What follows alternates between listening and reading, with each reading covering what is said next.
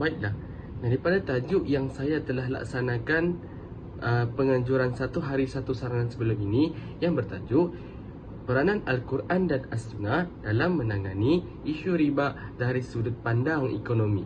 Baiklah, dalam pembentangan ini akan saya terlebih dahulu saya lakukan pengenalan terlebih dahulu bagi kita melihat apakah dasar kepada penganjuran program ini. Pertama, pengenalan ini, program ini bertujuan untuk membina semula masyarakat madani yang cakna tentang kepentingan menjauhi perlakuan riba dalam sudut sosioekonomi. Makna kata pada hari ini kita ingin membentuk satu komuniti masyarakat yang menjauhkan diri daripada perlakuan riba ini daripada terus berleluasa dalam komuniti masyarakat. Kedua, iaitu medium penyampaian maklumat dan nilai kesedaran terhadap semua lapisan masyarakat secara umum.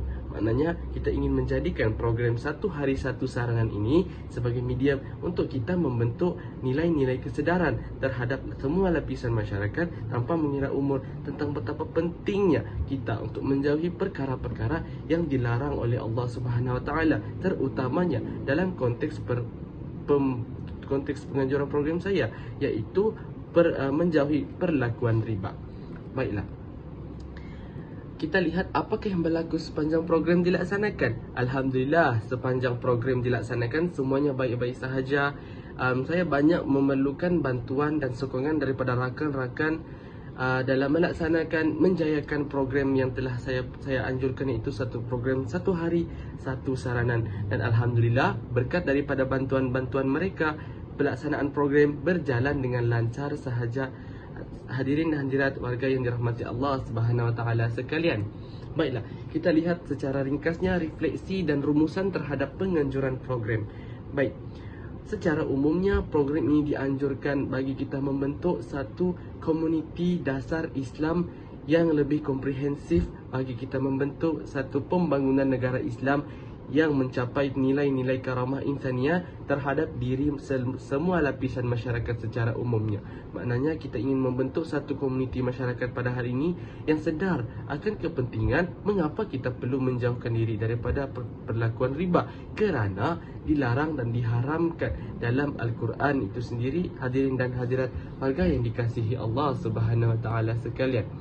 Baik, kita lihat dan kita analisis kekuatan dan kelemahan dalam penganjuran program ini. Baik, kita lihat terlebih dahulu kepada kekuatan.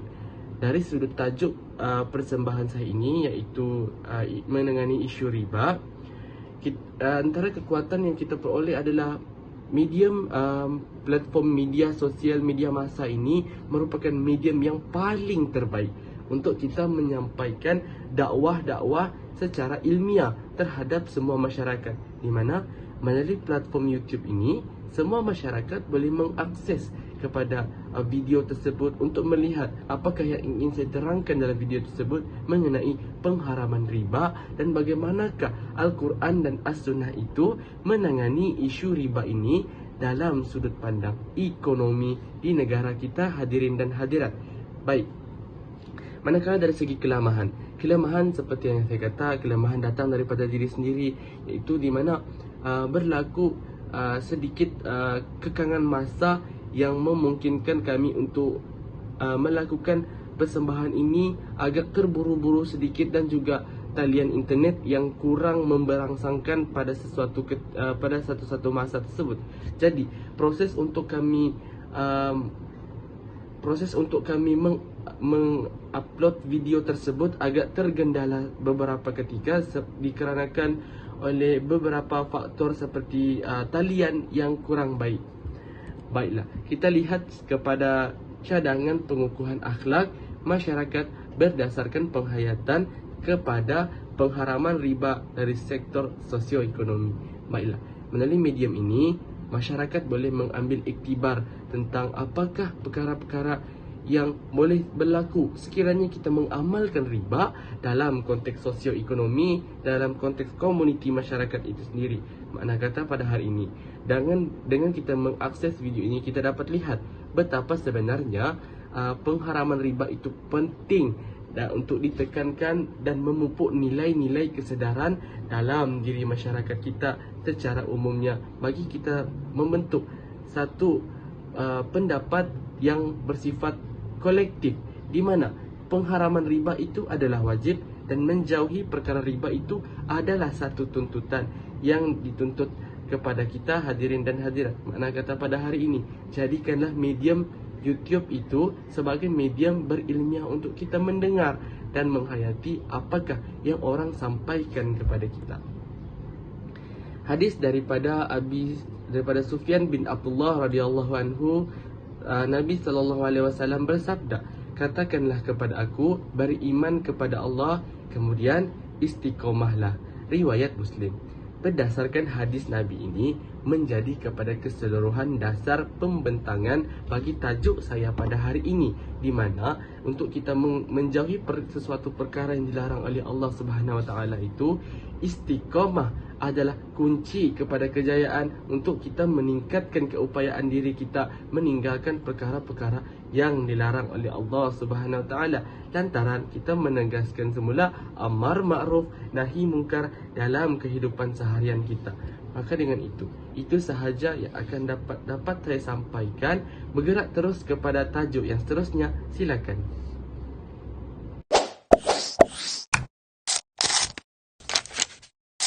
Bismillahirrahmanirrahim.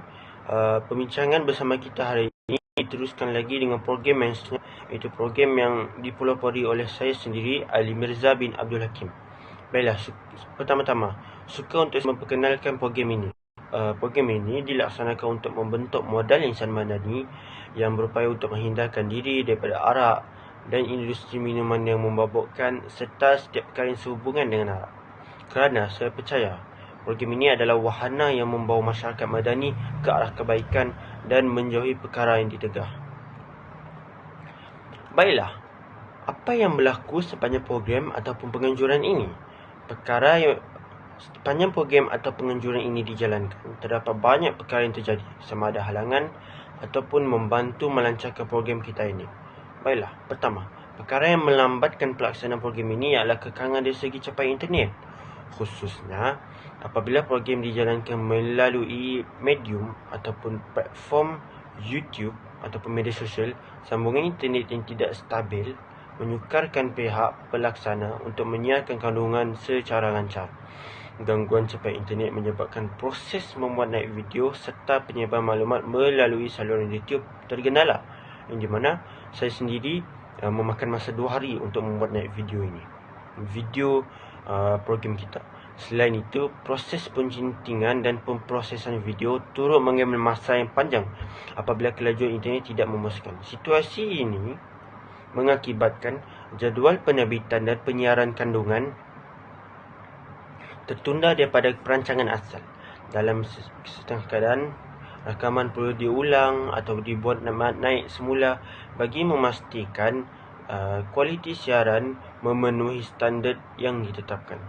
Oleh itu, dapat dirumuskan bahawa kekangan dari segi internet merupakan faktor utama ataupun prima yang memperlahankan perjalanan dan keberkesanan pelaksanaan program melalui medium ataupun platform YouTube ini tadi. Baiklah, seterusnya, refleksi atau rumusan awal tentang program ini. Melalui pengalaman menganjurkan program ini oleh saya sendiri, banyak perkara yang berharga telah saya pelajari dan dapat dijadikan pedoman untuk masa depan. Pertama, saya menyadari bahawa usaha menyebarkan kesedaran tentang isu sosial seperti arak bukanlah sesuatu perkara yang mudah, yang memerlukan perancangan rapi, kefahaman mendalam tentang isi kandungan dan kaedah penyampaian yang sesuai dengan sasaran masyarakat. Kerana ini bukan perkara yang mudah dan lelucon. Program ini juga membuka mata saya bahawa bahayanya arak bukan sahaja dari sudut kesihatan, malah memberi kesan besar terhadap moral, keluarga dan pembangunan bangsa. Saya juga belajar bahawa dalam dunia moden yang serba canggih ini dan semakin dinamik ini, pendekatan dakwah perlu menyesuaikan diri dengan perkembangan teknologi. Sebagai contoh, penggunaan YouTube sebagai medium penyampaian ternyata efektif kerana ia membolehkan mesej sampai kepada lebih ramai penonton tanpa perlu menghadiri majlis secara fizikal. Kerana YouTube inilah wahana yang paling sesuai pada era kontemporari ini. Walau bagaimanapun, saya turut menyedari bahawa cabaran digital seperti capaian internet dan pengurusan teknikal memerlukan kemahiran serta persiapan yang rapi dan baik. Dari segi nilai peribadi pula, saya berasa lebih insaf tentang pentingnya menjaga diri dari perkara yang dilarang oleh agama. Saya juga memahami bahawa tugas membentuk insan madani bukan hanya terletak pada institusi agama ataupun kerajaan, tetapi tanggungjawab bersama semua lapisan masyarakat, tidak kira umur dan pangkat maupun tahap. Baiklah, program ini mengajar saya nilai sabar, amanah dan kerjasama dalam memastikan sesuatu usaha yang baik dapat dijalan dengan berjaya. Secara keseluruhannya, penganjuran ini menjadi wadah ataupun platform pembelajaran yang bukan sahaja menentu aspek pengurusan, tetapi juga membentuk sahsiah dan kefahaman agama dalam diri saya sendiri. Baiklah, kita teruskan lagi perbincangan kita hari ini dengan kekuatan dan kelemahan yang saya dapati terdapat dalam program ini. Program ini mempunyai pelbagai kekuatan yang wajar diberi penghargaan. Antara kekuatan utama ialah pemilihan tajuk yang relevan dengan isu semasa masyarakat pada era kontemporari kita ini ataupun pada masa kini ini. Dalam era globalisasi ini, gejala penyalahgunaan arak dan pelibatan dalam industri minuman memabukkan semakin membimbangkan. Oleh itu, program ini berjaya mengetengahkan mesej kesedaran tentang bahayanya arak dan kepentingan menjauhi arak demi melahirkan insan madani yang seimbang dari segi rohani dan jasmani. Dan juga ini penting bagi melahirkan insan madani yang setaraf dengan pemikir aras pertama. Selain itu, kekuatan lain ialah penggunaan platform YouTube sebagai medium utama. Kaedah ini bukan sahaja menjimatkan kos, tetapi juga membuka ruang kepada khalayak yang lebih luas untuk menonton pada bila-bila masa. Penyampaian melalui video juga menjadikan mesej lebih menarik dan mudah difahami. Kandungan yang di mana kandungan yang dihasilkan turut mempunyai elemen ilmiah yang disokong oleh dalil Al-Quran, hadis serta pandangan pakar kesihatan menjadikannya lebih berwibawa dan berimpak tinggi. Namun begitu, tidak dapat dinafikan bahawa terdapat beberapa kelemahan yang perlu diperbaiki. Masalah capaian internet misalnya yang tidak stabil menjadi antara punca utama gangguan dalam perjalanan program kita yang G2. Kadang-kala, video mengalami gangguan buffering dan ini menjejaskan pengalaman menonton. Selain itu, kekangan masa dalam penyediaan bahan dan suntingan video menyebabkan beberapa bahagian tidak dapat disampaikan dengan sepenuhnya seperti yang dirancang. Walau bagaimanapun, kelemahan ini memberi peluang kepada pihak penganjur untuk belajar dan memperbaiki aspek teknikal serta pengurusan masa bagi program yang akan datang. Secara keseluruhannya, kekuatan program ini jauh mengatasi kelemahannya kerana maklumat utama iaitu memberi kesedaran dan membina kefahaman masyarakat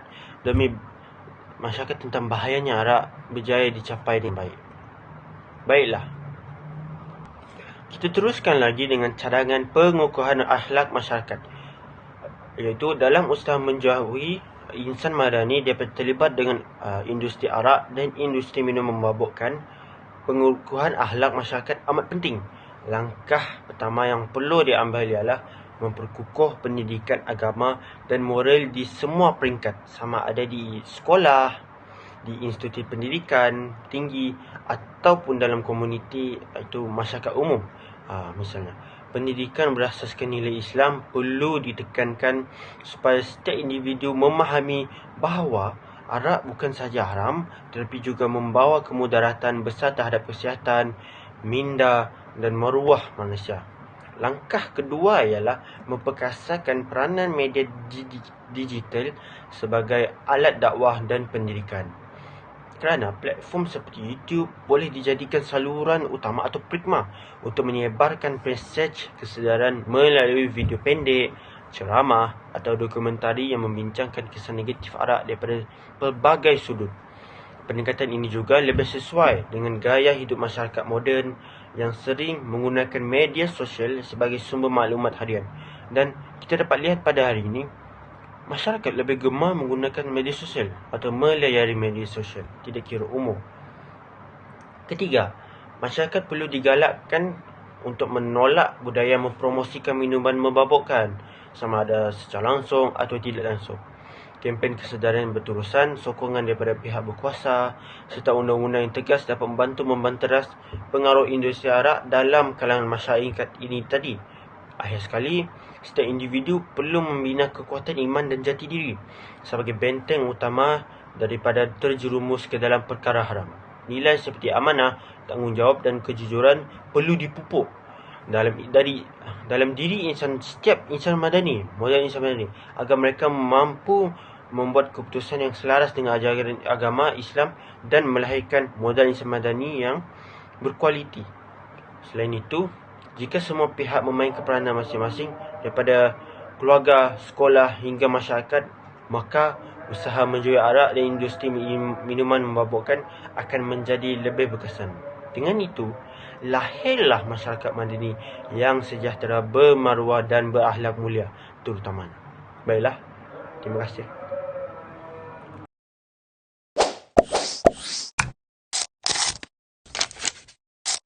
Assalamualaikum warahmatullahi wabarakatuh dan salam sejahtera. Nama saya Muhammad Fakir Danish bin Muhammad Zaidi dan pada hari ini saya ingin membentangkan rumusan serta refleksi bagi program Satu Hari Satu Saranan yang bertajuk Peranan Al-Quran dan As-Sunnah dalam menangani isu perjudian dalam bidang ekonomi. Tujuan utama tugasan ini adalah untuk menyedarkan masyarakat tentang bahayanya perjudian dalam konteks sosioekonomi serta bagaimana ajaran Islam melalui Al-Quran dan As-Sunnah dapat menjadi panduan untuk menanganinya. Melalui pembentangan ini, saya akan berkongsi pengalaman saya menyiapkan tugasan ini berdasarkan refleksi peribadi, kekuatan dan kelemahan serta cadangan untuk memperkukuhkan akhlak masyarakat. Baiklah, kita akan masuk ke topik pertama iaitu apa yang berlaku sepanjang program. Sepanjang saya menyiapkan tugasan ini, saya banyak melakukan pembacaan dan rujukan daripada pelbagai sumber termasuk Al-Quran dan Hadis. Dan saya juga membaca artikel ilmiah dan laman web rasmi agama Islam. Saya juga menonton beberapa video dakwah di YouTube yang membincangkan tentang bahayanya perjudian dan kesannya terhadap ekonomi serta akhlak manusia. Melalui tugas ini, saya berusaha menjelaskan konsep perjudian dalam konteks ekonomi moden serta pertaruhan dalam talian, perjudian maya dan skim cepat kaya. Saya menerangkan bahawa perjudian bukan sekadar masalah kewangan, tetapi ia juga melemahkan nilai moral dan menjauhkan manusia daripada keberkatan rezeki.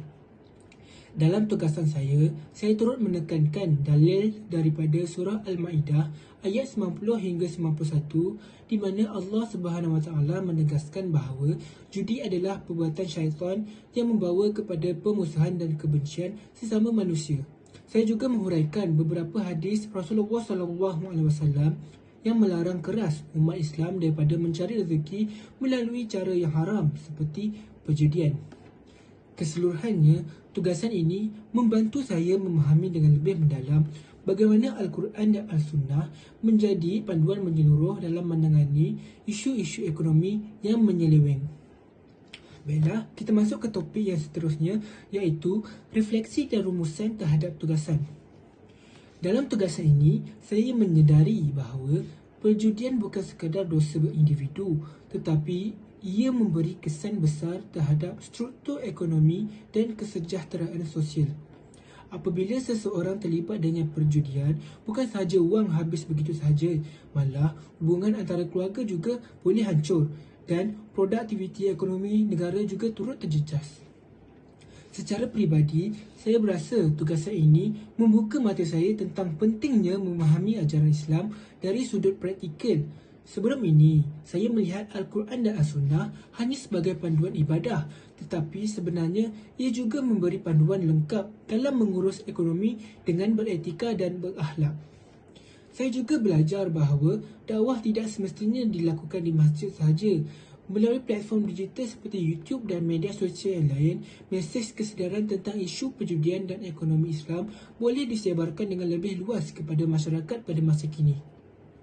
Baiklah, kita masuk ke topik yang seterusnya iaitu analisis kekuatan dan kelemahan. Baiklah, kekuatan tugasan saya ialah saya berjaya menggabungkan pandangan Islam dan realiti semasa, menjadikan isi kandungan lebih relevan dan menyentuh kehidupan masyarakat kini. Yang kedua, sumber rujukan saya juga pelbagai, termasuklah ayat Al-Quran, hadis dan pandangan yang ilmiah. Yang ketiga, saya juga berusaha menggunakan bahasa yang mudah difahami supaya mesejnya boleh diterima oleh semua lapisan masyarakat dan bukan hanya golongan akademik. Namun, terdapat juga beberapa kelemahan. Salah satunya ialah disebabkan kekangan masa, saya tidak dapat menguraikan dengan lebih mendalam tentang kesan ekonomi secara statistik atau contoh sebenar. Gaya penyampaian dalam video mungkin masih boleh diperbaiki dari segi intonasi dan visual. Saya juga rasa perlu ada elemen interaktif atau grafik tambahan supaya penonton lebih tertarik untuk menonton hingga akhir. Baiklah, topik yang terakhir ialah cadangan pengukuhan akhlak masyarakat berdasarkan sektor sosioekonomi. Sebagai refleksi peribadi, saya ingin mencadangkan beberapa cara untuk mengukuhkan akhlak masyarakat dalam sektor sosioekonomi, khususnya dalam menangani isu perjudian. Yang pertama, pendidikan nilai Islam perlu diajar sejak awal, di mana sekolah dan keluarga perlu menekankan tentang halal dan haram dalam mencari rezeki supaya masyarakat tidak mudah terpengaruh dengan perjudian atau pelaburan palsu. Yang kedua, kempen kesedaran digital di mana gunakan media sosial dan YouTube sebagai medium dakwah yang menarik dengan mesej yang ringkas dan visual yang kuat tentang bahayanya perjudian. Seterusnya ialah kerajaan perlu mewujudkan peluang ekonomi yang halal, di mana kerajaan dan masyarakat perlu memperbanyakkan peluang pekerjaan dan perniagaan kecil yang berasaskan prinsip syariah supaya rakyat tidak terjebak dengan aktiviti haram kerana desakan hidup. Akhir sekali, kita perlu menjadikan Rasulullah SAW sebagai teladan. Hal ini kerana Rasulullah SAW menunjukkan bahawa rezeki yang halal walaupun sedikit membawa keberkatan yang besar. Prinsip ini perlu diamalkan supaya masyarakat lebih menghargai usaha yang jujur dan menghindari jalan cepat kaya yang haram. Baiklah, kesimpulannya, tugasan ini telah memberi saya kesedaran yang mendalam tentang peranan Al-Quran dan As-Sunnah dalam menangani isu perjudian dalam sudut pandang bidang ekonomi. Saya belajar bahawa Islam bukan hanya agama ibadah, tetapi juga sistem hidup yang lengkap, termasuklah dalam menguruskan ekonomi dengan cara yang bersih, adil dan beretika. Saya berharap melalui perkongsian ini, masyarakat akan lebih peka terhadap bahayanya perjudian dan kembali mengamalkan nilai-nilai Islam dalam kehidupan harian. Sekian sahaja pembentangan saya untuk tugasan satu hari satu saranan. Terima kasih kerana menonton dan semoga Allah SWT memberi kita kekuatan untuk menjauhi perkara yang haram serta mencari rezeki yang diberkati. Assalamualaikum warahmatullahi wabarakatuh. Audio Jungle. Makes it hard.